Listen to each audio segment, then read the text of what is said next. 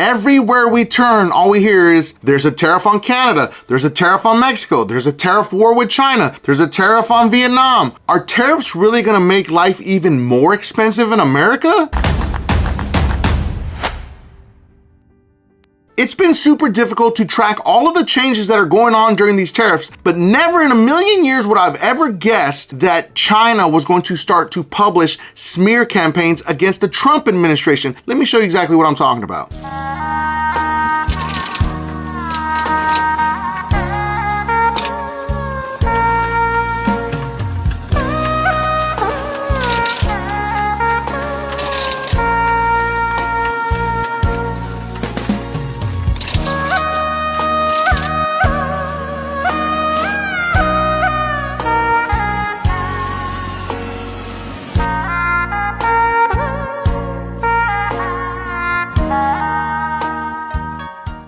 But China didn't stop there. They continued to create even more AI videos and dump them all over social media. It's the wildest thing I've ever seen in 2025 for sure. But are these tariffs truly going to hurt American pockets? Because I think that Americans forget that everything in America isn't 100% made in America. Well, clothing prices are definitely going to go up, but what people may not realize is that there will be a significant increase in the price of footwear. About more than 60% of all footwear comes from China and Vietnam. And so we're looking at tariff prices that may be as high as 50% for products from Vietnam. That doesn't necessarily mean that a $100 pair of sneakers is now going to be $150 for you, but it will be in terms of the price that the importer that we're getting for the import. Clothes, shoes, cars, be thinking about all those. Absolutely. What about electronics? Electronic smartphones prices are going to go up. The top line iPhone could go from $1,600 to $2,300, according to some of the analysts that we're looking at,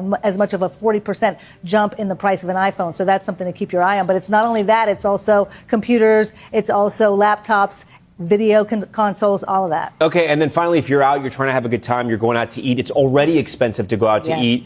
But if you kind of want to knock the edge off a little bit, our top story viewers do sometimes, you want to have a drink, you want to order a beer, glass of wine, you got to be mindful, right? Got to be mindful. And so a lot of people think if it's American made, it's going to be great. I'll save money there at least. Not necessarily. The cork, the bottle, so many parts of what go into, say, the wine industry are imported. That part. So that could also have prices, even for American winemakers, to go up. Let's put the slide up for Spencer here. This is pretty wild when you see it. Since Wednesday, this past Wednesday, we have had universal reciprocal tariffs, a removal back down to 10%, 50% Chinese tariffs, 90% Chinese tariffs, 104% Chinese tariffs, 125% Chinese tariffs, 145% Chinese tariffs. Electronics exempted. Electronics now potentially back on. If you were a CEO of a Fortune 500 company, would you approve any new investment in a country this unstable? I mean, answer it. Answer it honestly. So when we say we want tariffs to bring more American jobs back to America, I don't think that any investors want to do that when America is so unstable. See, while a lot of the tech bros and a lot of these investors are saying, oh, nothing's going to happen, China's going to fold, nobody's paying attention to the fact that China holds a massive amount of American debt. China holds over $750 billion in treasury debt. These same bonds are what caused the Trump administration to pull back and pause on all of these tariffs for 90 days. Understand that the bond treasuries are supposed to be a safe haven to just park your money. This is a big deal if this happens. Let's dig into what turned the president around on this. The bond market crisis really was one of these driving forces.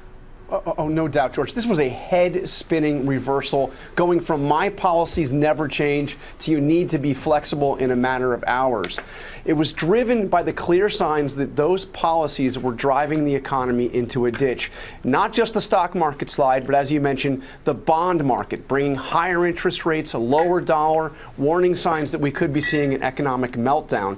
Trump was hearing from his allies on Wall Street, from CEOs, from foreign leaders. He was hearing from Republicans in Congress. As he said, people were getting a little bit yippy. That's why he did what he said he would never do.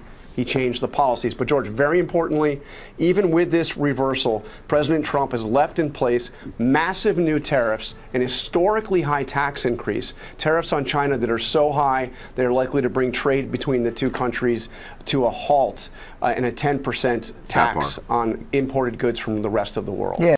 I want to give a special shout out to all my beasters out there that are working hard to fix their credit using DisputeBeast, the most advanced AI credit repair software ever created that comes with a 110% money back guarantee. But specifically to Jay, Jay's credit score went up 222 points after just one round with DisputeBeast. And Abdul's credit score went up 206 points after just one round with DisputeBeast. But let's not forget about Alexander. Alexander's credit score went up 211 points after just one round with DisputeBeast. DisputeBeast's link is going to be in the video description and pinned at the top of the comments for anyone that needs to fix their credit.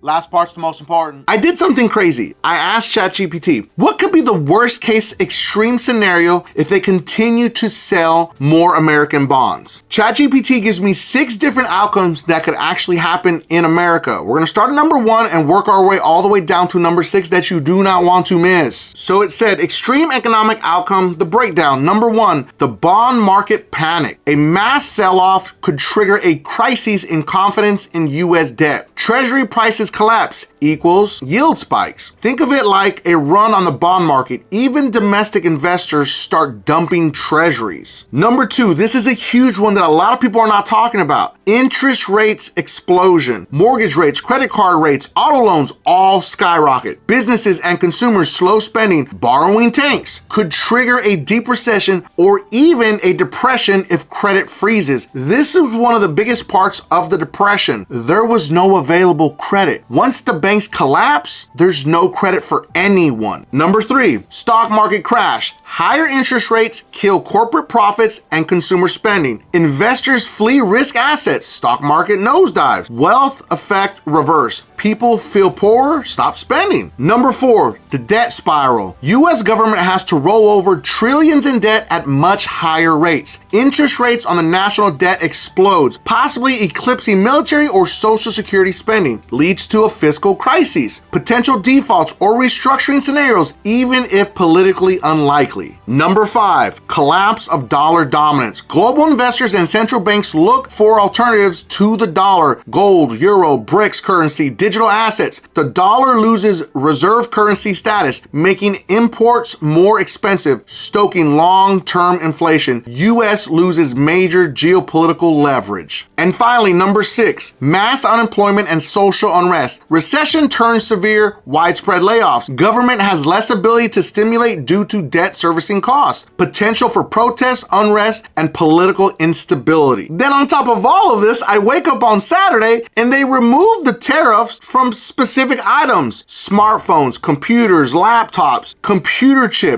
microchips. Yeah, now all of a sudden they're removed from those specific categories. So now all of a sudden we need China? But hold on, it gets even better. Then I wake up on Sunday, I'm minding my business, I'm gonna go build a garden with my family and my wife and the kids, and then I get this news notification. I'm like, you gotta be kidding me. It wasn't even 24 hours. It wasn't even 24 hours. The big tariffs on things like smartphones and laptops, iPhones, all those iPhones built in China, that those tariffs are temporarily off, but they're going to be coming right back on in another form in a month or so? Or what are you saying?